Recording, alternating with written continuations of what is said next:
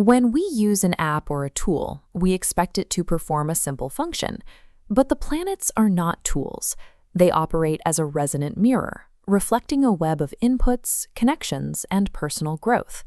For centuries, the narratives surrounding the feminine celestial bodies have been flattened into one-dimensional inversions.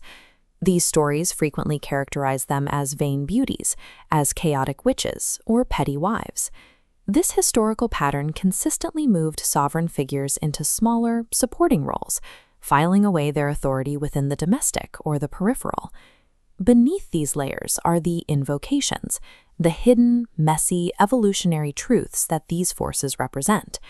Understanding our own charts requires us to look past these simplified scripts and identify the suppressed cosmic forces waiting to be used.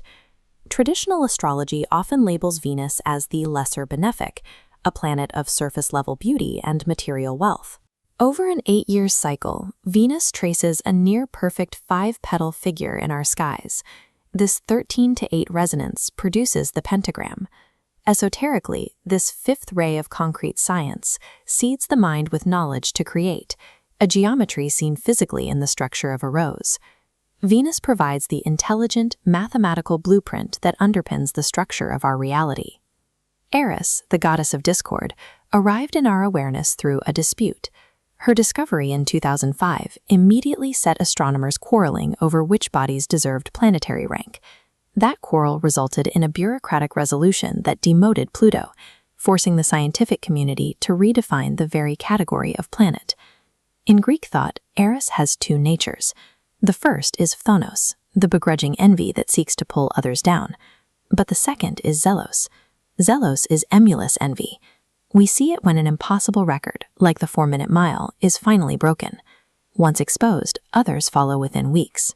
Eris provokes competition to shatter myths of the impossible and force truth into the open. The inversion of Juno identifies her as Jupiter's jealous wife, a figure reduced to punishing her husband's lovers. However, her original identity was Uni, the supreme goddess of the Etruscan pantheon.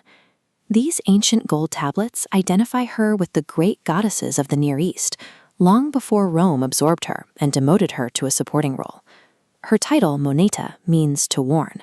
As the guardian of Rome's wealth, her name became the root of our words money and mint. Hygieia faces a similar inversion. While associated with the fear of plague, her symbols of the bowl and snake actually represent her role in pharmacology. Hygieia governs the systems of prevention, cleanliness, and the structural maintenance of health.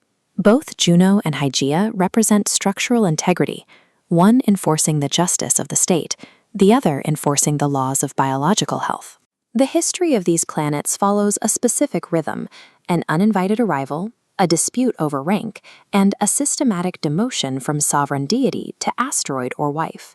Despite these labels, they remain active in our charts. Juno is currently moving toward a meeting with Pluto, the lord of buried power and hidden sovereignty. These placements ask us to make a choice about our own energy. When you feel envy in the Eris-ruled house of your chart, do you let it consume you or use it as motivation to strive? Regarding Juno, consider which parts of your own authority you have been taught to file away as something smaller or less important. By distinguishing between the inversion and the invocation, we stop accepting a flattened narrative and begin to navigate the actual, resonant complexity of our lives.